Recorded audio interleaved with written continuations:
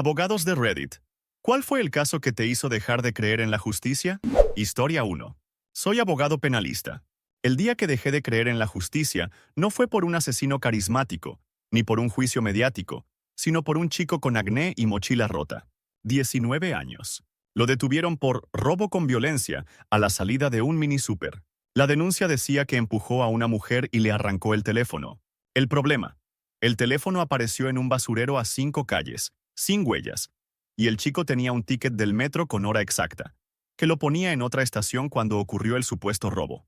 Pedí cámaras. Se sobreescribieron. Pedí geolocalización. Orden tardía. Pedí testigos.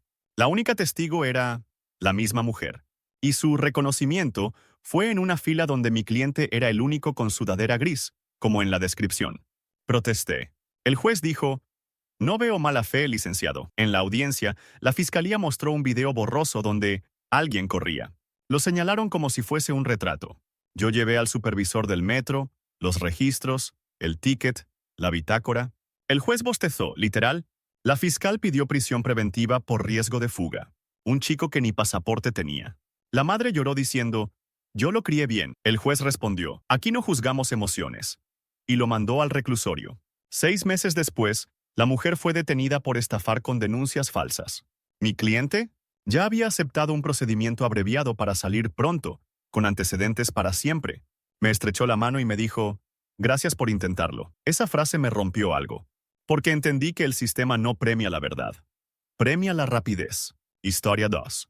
Trabajo en civil, pero ese caso olía a sangre desde el primer correo. Una enfermera demandaba a un hospital. Había denunciado falta de insumos, y de pronto la despidieron por bajo rendimiento. Teníamos correos, reportes, capturas del sistema interno y hasta un audio donde el jefe decía: si sigues molestando, te vamos a arruinar. Era el caso perfecto, hasta que dejó de serlo. En la etapa probatoria, el juez rechazó el audio por falta de cadena de custodia, aunque el archivo venía del mismo teléfono y habíamos ofrecido peritaje. Rechazó capturas porque podrían manipularse, aun cuando pedimos que el hospital exhibiera el servidor para cotejar. El hospital, curiosamente, perdió los respaldos justo en ese periodo. Yo pedí medidas de apremio. El juez dijo: no puedo obligar a lo imposible. El día de alegatos, la enfermera llevó su uniforme planchado como si fuera armadura. Me confesó en voz baja: no quiero dinero. Quiero que no les pase a otras. Yo creí que la justicia, aunque lenta, a veces se alineaba. La sentencia llegó en 2 páginas. 2. No se acredita despido injustificado.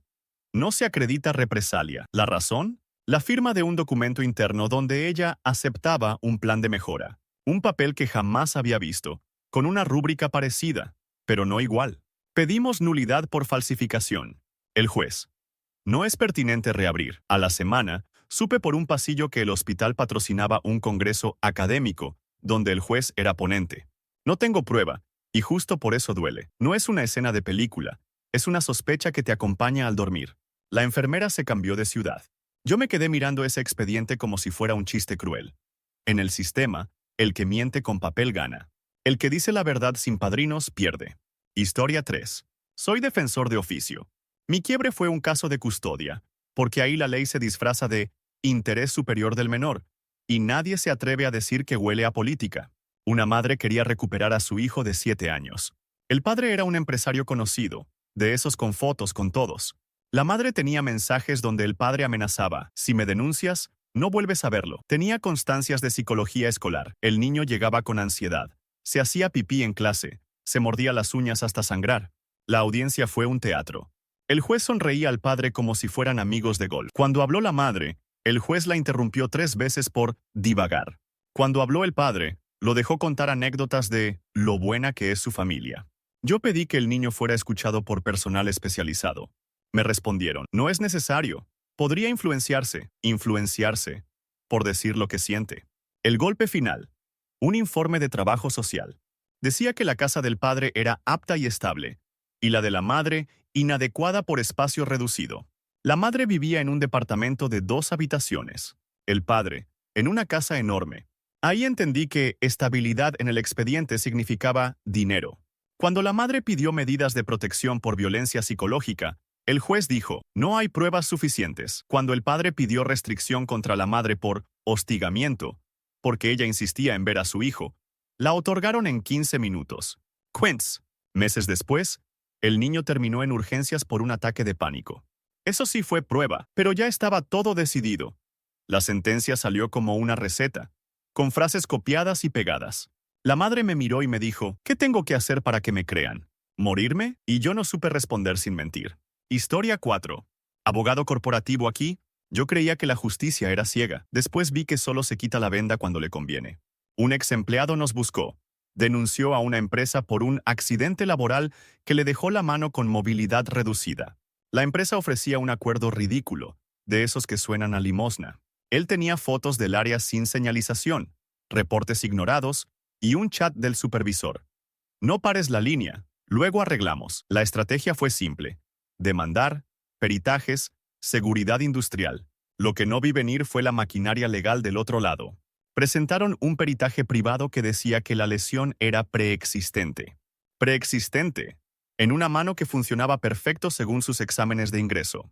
Lo refutamos con especialistas. El juez admitió todo, pero en cada audiencia parecía más impaciente con nosotros que con ellos. El día clave, llegó el representante de la empresa con un maletín y una calma ofensiva. Pidió receso para conversar. Mi cliente nervioso me dijo, «Me van a ganar, ¿verdad?» Le respondí que no, que teníamos pruebas. En sentencia, el juez se apoyó casi exclusivamente en el peritaje de la empresa. Ignoró la bitácora de mantenimiento. Ignoró los chats. Ignoró el testimonio de 2 compañeros porque podrían tener resentimiento. ¿Y el perito de la empresa? Goza de presunción de objetividad. Ese día aprendí que la objetividad se compra con membrete. Apelamos. En segunda instancia, confirmaron. Y entonces pasó lo peor. La empresa lo demandó a él por daño moral, por afectar su reputación con acusaciones. Lo dejaron sin dinero para seguir. Terminó firmando un acuerdo peor que el inicial, solo para detener el sangrado. Cuando se despidió me dijo, yo pensé que si decía la verdad, alguien me iba a proteger. Yo también lo pensaba. Ahora sé que muchas veces el sistema no busca justicia. Busca cerrar el archivo. Historia 5. Fui pasante en fiscalía cuando vi el caso que me cambió. Un anciano, 70 y tantos, acusado de abuso. Lo detuvieron por la denuncia de una sobrina con la que peleaba por una casa. La denuncia venía perfecta. Fechas, relatos, lágrimas en cámara. Todo muy emocional. El anciano apenas podía caminar. Tenía un historial médico pesado y vivía solo. El expediente tenía algo raro. La supuesta víctima describía una habitación que no existía en la casa. Lo noté porque, por tarea, tuve que revisar el plano catastral. Se lo dije a mi superior. Me contestó, no te metas. Ya está armado. Armado. Esa palabra. Pedí ir a inspección. Me dijeron que no era necesario.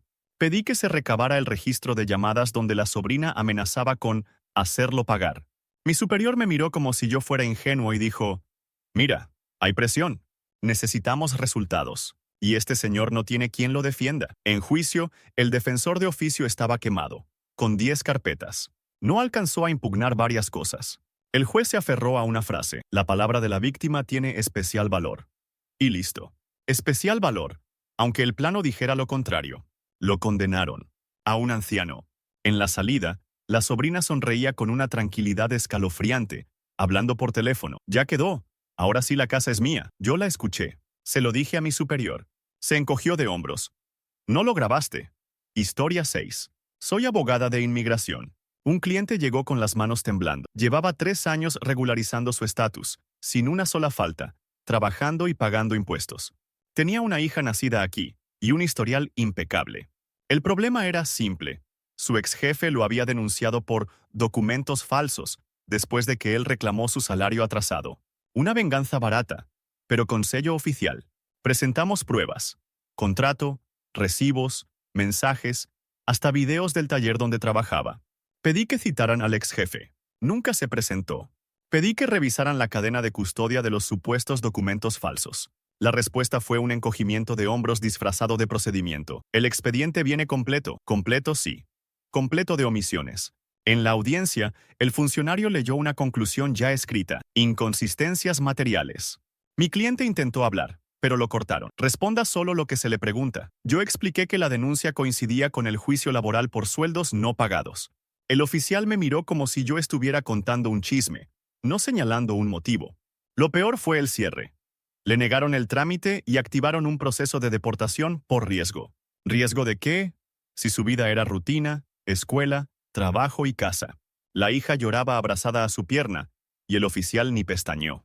Salimos a la calle, él me dijo. Yo creí que cumplir reglas servía, y yo, por primera vez, no pude decirle, sí, confíe. Meses después, el ex jefe fue multado por evasión fiscal. Eso estaba en noticias locales. ¿Reabrieron el caso? Number. Porque el sistema no se mueve por justicia, sino por inercia. Y la inercia siempre aplasta al que tiene menos peso. Historia 7. Abogado penal. Turno nocturno. Un caso de narcomenudeo me rompió la fe de golpe. Detuvieron a una chica de 20 años en una redada en un parque. La prueba. Una bolsita y el testimonio de 2 policías. Ella juraba que no era suya. Tenía manos manchadas de pintura. Venía de una clase de arte. No tenía antecedentes, ni dinero, ni contactos. Solo miedo. Pedí huellas en la bolsa. No procede por costos. Pedí revisar cámaras de la zona. No hay. Pedí el registro de radio de la patrulla. Se borró por sistema. Todo lo que podía aclarar la verdad, misteriosamente no existía. Lo único que existía era la palabra de los agentes. Como si fuera oro. En audiencia, uno de los policías dijo que ella intentó huir. Mentira. El acta de detención decía que estaba sentada. Señalé la contradicción. El juez respondió, puede ser un error de redacción, un error que te mete a prisión. El fiscal ofreció un acuerdo. Declararse culpable para salir pronto. La chica me miró con ojos enormes. Si digo que sí, ¿me dejan ir? Le expliqué las consecuencias. Ella dijo algo que todavía me quema. Prefiero ser culpable afuera que inocente adentro, firmó. Salió con antecedentes. A la semana, la vi vendiendo dibujos en la calle para pagar multas. El caso cerró en el sistema como éxito. Y yo entendí que la justicia se volvió una estadística. Condenas rápidas, expedientes cerrados y vidas marcadas como si fueran errores administrativos. Historia 8. Soy abogado de familia. El caso que me hizo dejar de creer fue uno donde la ley protegía a un niño y lo entregó al daño. La madre pedía medidas urgentes. El padre tenía una orden previa por violencia, pero había mejorado. En el expediente había fotos de puertas rotas, reportes médicos y audios donde él gritaba amenazas. La madre no pedía venganza, pedía distancia. El juez ordenó visitas supervisadas. Perfecto, pensé. Pero el centro de supervisión estaba saturado y las citas tardaban meses. El padre, con abogado caro, pidió régimen provisional sin supervisión por derecho del menor a convivir. Y lo concedieron. Provisional. Esa palabra mata. La madre suplicó. No está estable. El juez respondió. No podemos basarnos en percepciones. Percepciones. Como si un moretón fuera una opinión. 2 semanas después, el niño regresó con una marca de cinturón. La madre fue a urgencias y presentó denuncia. La fiscalía abrió carpeta y la archivó por falta de elementos, porque el niño se asustó al declarar. ¿Cómo no se va a asustar un niño? El padre contraatacó. Acusó a la madre de alienación parental. Esa etiqueta, cuando cae, aplasta. En la siguiente audiencia, el juez habló de equilibrio y neutralidad. Neutralidad ante el abuso es complicidad con corbata. Terminaron ampliando convivencias del padre y poniendo a la madre en terapia obligatoria para reducir conflicto. Ella salió blanca como papel y me dijo, me están castigando por protegerlo. Esa noche pensé, si el sistema necesita que la víctima sea perfecta, tranquila, coherente y sin miedo, entonces está diseñado para que pierda. Historia 9. Trabajé en un despacho de quiebras. Un pequeño empresario nos buscó. Su socio lo había vaciado usando facturas falsas y préstamos a nombre de la empresa. Teníamos transferencias, correos, contratos, firmas. Era un rompecabezas, sí, pero armable. El socio, mientras tanto, ya presumía camioneta nueva y viajes. Presentamos demanda mercantil y denuncia. Lo normal. Medidas cautelares para congelar cuentas. La juez las negó porque podría afectar operaciones. ¿Operaciones de quién? Del que estaba robando. Pedimos embargo sobre un inmueble. Negado. No hay urgencia. Urgencia. Como si el dinero no desapareciera a la velocidad de un clic. Lo más absurdo. El socio presentó un convenio privado diciendo que mi cliente autorizó los movimientos. La firma era claramente distinta. Solicitamos peritaje grafoscópico. Tardó meses. Meses en los que el socio vendió bienes, cambió de razón social y transfirió todo a un familiar. Cuando por fin llegó el peritaje, decía lo obvio. Firma falsa. Yo pensé, ahora sí, la sentencia reconoció la falsificación. pero concluyó que no se acredita daño directo cuantificable, porque la empresa ya estaba en insolvencia. Insolvencia causada por el robo. Un círculo perfecto. Te roban, te quiebran, y luego te dicen que no hay nada que reparar. Mi cliente me preguntó, ¿entonces qué hago? Y la respuesta real era, nada. Porque el que sabe usar el sistema como laberinto siempre llega a la salida, y el que entra buscando justicia se queda atrapado mirando paredes. Historia 10. Abogada de derechos humanos. El caso que me quebró fue una detención por error que nunca tuvo reparación. Un estudiante fue arrestado en una protesta. La policía dijo que llevaba objetos peligrosos. En realidad eran botellas de agua y un botiquín. Lo golpearon, lo dejaron incomunicado y le fabricaron un informe donde agredió a un oficial. Clásico. Teníamos videos desde varios ángulos. Se veía claro que él solo levantaba las manos. Presentamos queja, pedimos que identificaran a los agentes, exigimos cadena de mando. La institución respondió con lo de siempre. No se localizan a los elementos, y no hay registro de uso de fuerza. ¿Cómo no va a haber registro si hay moretones y fractura? En el juicio, el juez admitió los videos, pero les restó valor porque no se aprecia el contexto completo. En cambio, el informe policial, escrito por los mismos que lo golpearon, se tomó como documento público con presunción de veracidad. Presunción. Esa palabra es una bala legal. Ganamos parcialmente. Reconocieron detención irregular, pero negaron indemnización porque no se acreditó daño moral. ¿Cómo se acredita el miedo a dormir, el pánico a sirenas, el terror de volver a la calle?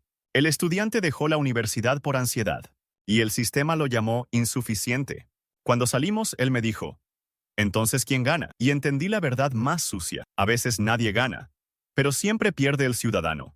Y cuando eso pasa demasiadas veces, la justicia deja de ser un ideal y se vuelve un cuento para mantenerte quieto. Historia once. Soy abogado laboral. Un guardia de seguridad me buscó porque llevaba meses sin cobrar horas extra. Era de esos que hacen turnos dobles por necesidad, con uniforme gastado y ojeras permanentes.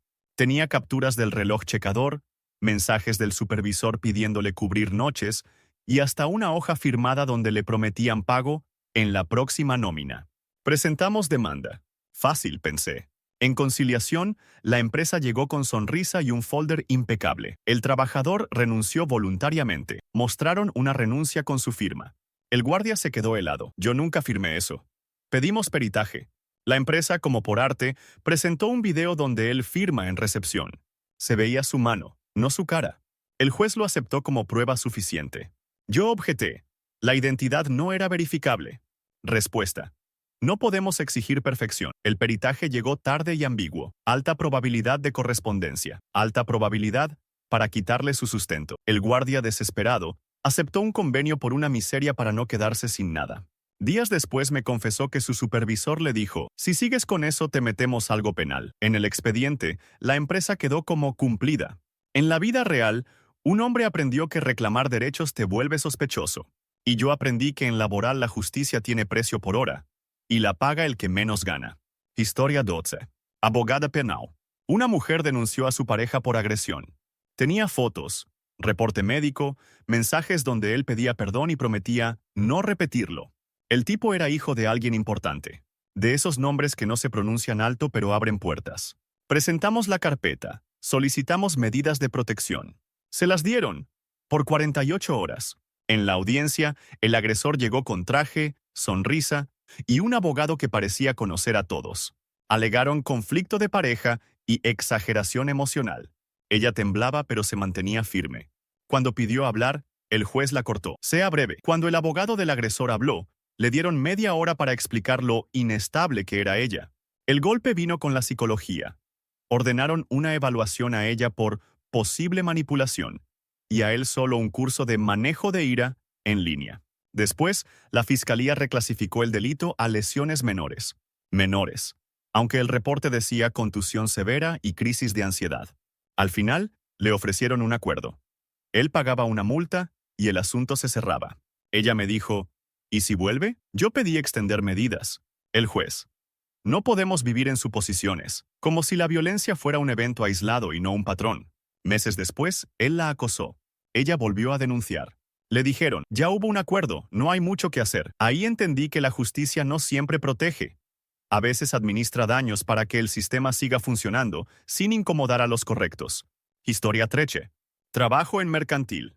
Un cliente, dueño de una tienda pequeña, fue demandado por una cadena grande por competencia desleal. En realidad, la tienda vendía productos genéricos, nada exclusivo. Pero la cadena quería el local. Estaba en una esquina perfecta. La demanda pedía cerrar el negocio como medida urgente. Yo presenté pruebas de proveedores, facturas, registros, todo. Pedí que se negara la medida cautelar porque destruiría el sustento de una familia. La juez la concedió igual. Clausura temporal. Temporal, que en comercio significa muerte lenta. Apelamos. Mientras tanto, la tienda cerrada, empleados despedidos, mercancía echándose a perder. La cadena, por su parte, seguía operando a 2 cuadras, con anuncios de próxima apertura en el mismo local que querían. Todo coincidía demasiado. Cuando por fin se revisó el fondo, la sentencia nos dio la razón. No había competencia desleal. 0. Caso infundado. Yo celebré hasta que leí el final. Cada parte pagará sus gastos. O sea, la cadena no pagaba el daño.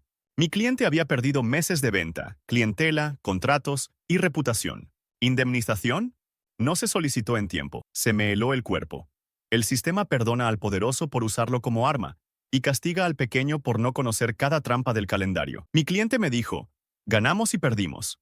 Exacto. Ganamos el papel. Perdimos la vida real. Historia 14.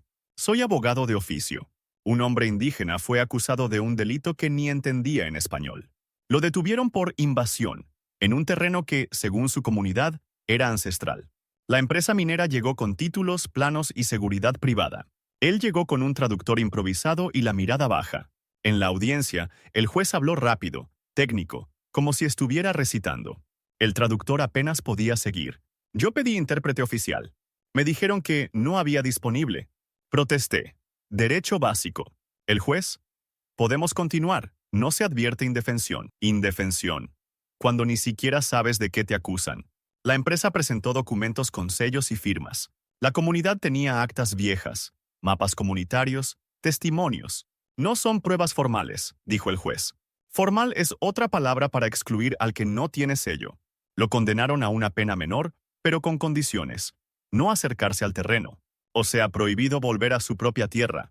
La empresa celebró, porque con esa sentencia podían llamar a la policía cada vez que la comunidad se acercara. Al salir, él me dijo en su lengua algo que el traductor resumió. La ley no habla como nosotros, y yo entendí que no era solo idioma.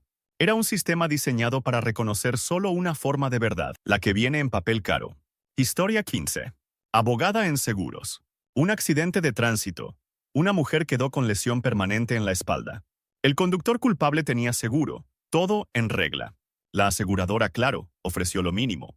Ella tenía estudios médicos, rehabilitación y una vida que se le partió. Ya no podía cargar a su hijo. Entramos a juicio. La aseguradora llevó peritos que decían que la lesión era degenerativa y no atribuible totalmente al choque. Degenerativa. Aunque antes del accidente ella corría maratones.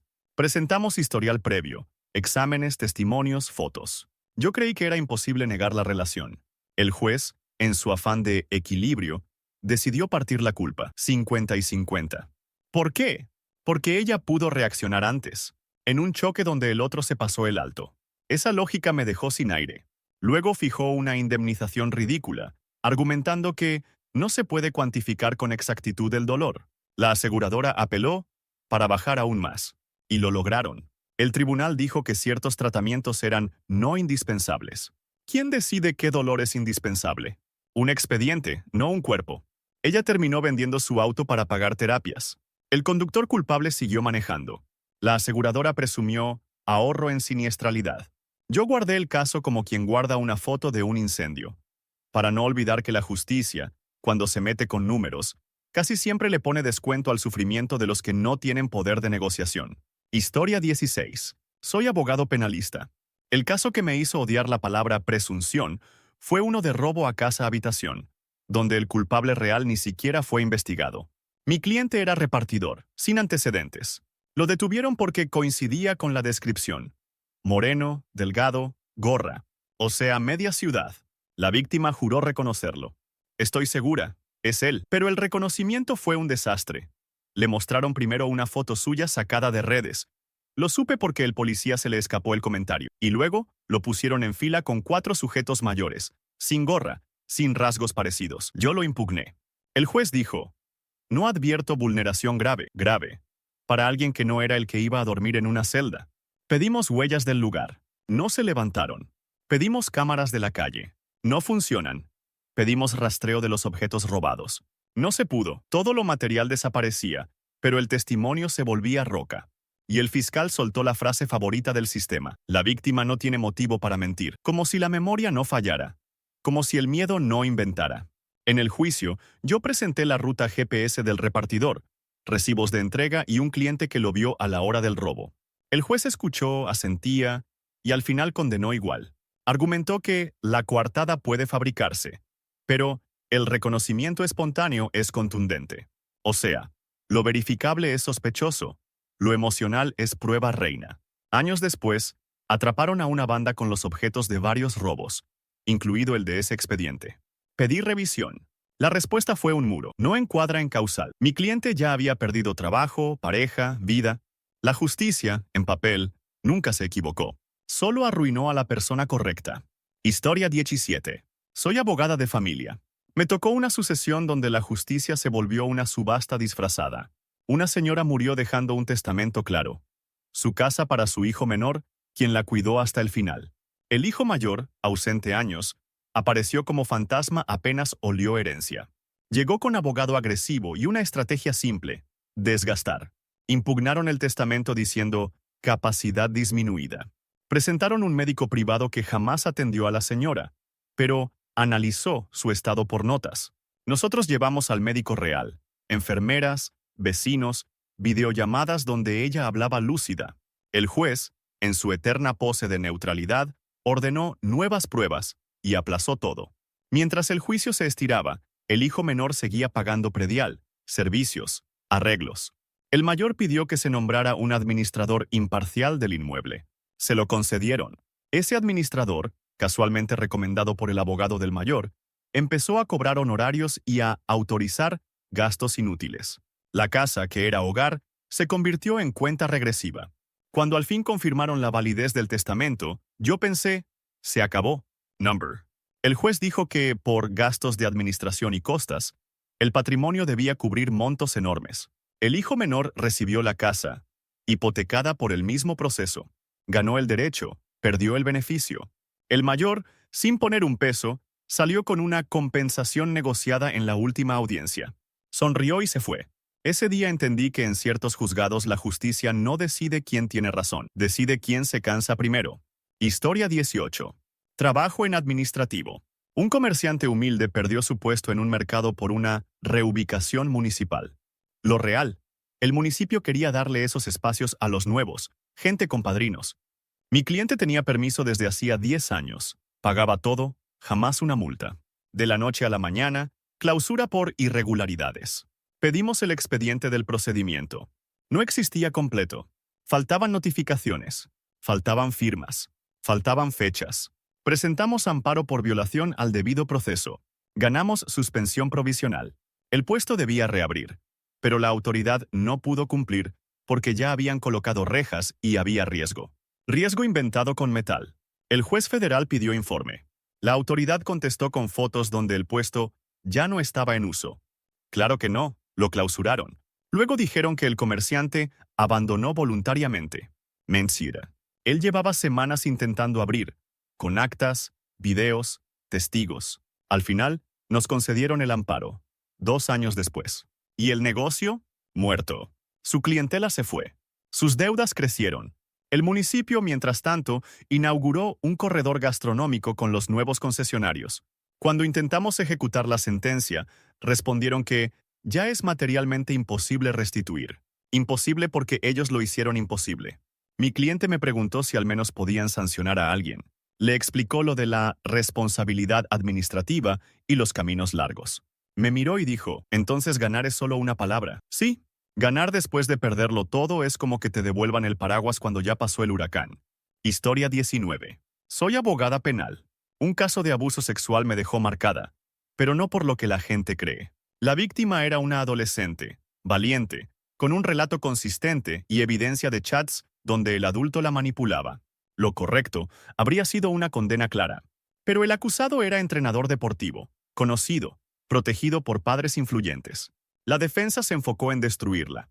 No al hecho, a ella. Presentaron fotos de sus redes, conversaciones fuera de contexto y un argumento viejo. Ella lo buscó. Yo objeté 1000 veces. El juez permitió preguntas invasivas porque son relevantes para credibilidad. Credibilidad. Como si una víctima tuviera que ser santa para ser creída. El peritaje psicológico señalaba indicadores compatibles. La fiscalía lo presentó tibio, sin fuerza. Yo vi cómo el caso se desinflaba por miedo institucional. Nadie quería ser el que se metió con el entrenador famoso. La sentencia absolvió por duda razonable. Duda construida con estigma. El entrenador salió rodeado de gente aplaudiendo. La chica salió escondiendo la cara. Afuera había cámaras, comentarios, rumores. Su vida se volvió juicio permanente. Semanas después apareció otra denuncia de otra chica. Luego otra. Y otra. Pero para la primera ya era tarde. El sistema había dicho, no pasó. Y cuando el sistema niega tu verdad, te roba más que un fallo. Te roba el derecho a sentirte segura en tu propia historia. Historia 20. Soy abogado civil. Una anciana firmó una venta de su casa por una cantidad ridícula. Ella decía que creyó firmar un trámite del banco. El comprador era un gestor con fama de ayudar a viejitos. Teníamos dictámenes médicos. Deterioro cognitivo leve. Teníamos testigos. Vecinos que vieron cómo la presionaban. Teníamos incluso un audio donde el gestor decía, no se preocupe, es un papelito. Demandamos nulidad por vicio del consentimiento. El comprador llegó con notario, escritura impecable y la frase mágica. La señora firmó ante fedatario. En este país, el sello del notario pesa más que la realidad de una persona vulnerable. El juez pidió peritaje psicológico retroactivo. Retroactivo. Como si pudieras viajar al día de la firma. El perito concluyó. Probable comprensión limitada. Probable no alcanza. En sentencia, el juez dijo que no podía anular porque no se acredita incapacidad total, y que el notario dio fe de que entendía. ¿Y el notario? Ni siquiera la conocía. Solo vio una firma y un rostro cansado. La anciana perdió la casa y terminó viviendo con una sobrina en un cuarto prestado. El gestor revendió el inmueble por 5 veces más a los 3 meses. Cuando la anciana me dijo, entonces firmar es morir, yo ya no tuve discurso legal, solo silencio.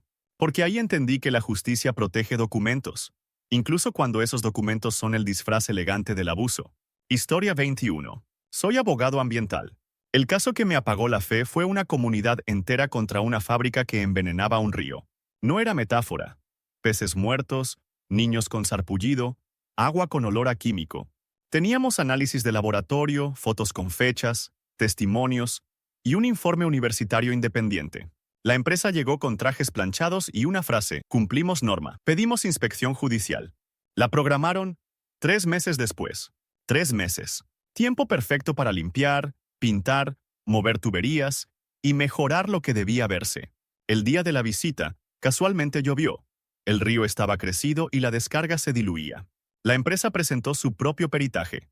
No se detectan excedencias relevantes. Y el juez, en su cómoda distancia, decidió que había duda técnica.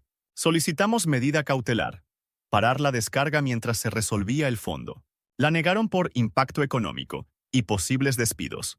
O sea, el empleo pesaba más que la salud, como si fueran monedas comparables. En audiencia, un padre mostró la piel de su hijo irritada, y el abogado de la empresa respondió, podría ser alergia a jabón. El juez asentía como si eso fuera razonable. Cuando por fin salió sentencia, ordenaron mejoras graduales, y una multa que para la empresa era como pagar estacionamiento. No hubo reparación del daño, no hubo cierre, no hubo responsables. A la semana, la empresa publicó un comunicado, caso resuelto, sin contaminación comprobada, y ahí entendí el truco. Si el juicio tarda lo suficiente, la verdad se cansa, la gente se muda, y el río se queda sin voz. Historia 22. Soy defensor público. Me tocó un hombre con esquizofrenia, sin familia, acusado de agredir a un vecino con un palo. No justifico la agresión, pero el expediente gritaba abandono. Llevaba meses sin tratamiento, vivía en la calle, y el vecino era quien lo amenazaba para echarlo de la zona. Pedí evaluación psiquiátrica y medidas de internación terapéutica. Me respondieron, no hay cupo, como si la salud mental fuera una sala de espera infinita. En la audiencia, el hombre hablaba solo, cambiaba de tema, se asustaba con el micrófono. El juez lo interpretó como actitud evasiva. El fiscal pidió prisión preventiva por peligrosidad. Yo alegué, es enfermo, no fugitivo. El juez dijo, el sistema penitenciario tiene atención médica, mentira piadosa de toga. En la práctica, era encerrarlo y olvidarlo. Dentro, su condición empeoró. Lo golpearon otros internos, lo castigaron por conducta. Cada reporte disciplinario se volvió argumento para mantenerlo encerrado. Yo insistía en tratamiento, en un plan, en una alternativa. Me daban fechas, oficios, trámites y nada concreto. Al final, aceptó un acuerdo de culpabilidad porque le prometieron salir más rápido si dejaba de pelear. Salió meses después, sin terapia, con antecedentes y más roto. Un día me lo encontré afuera del juzgado, desorientado, con papeles arrugados en la mano. Me dijo, ¿ya soy malo oficialmente? Esa palabra, oficialmente, me hizo entender que el sistema no cura, no comprende, no repara, etiqueta y archiva.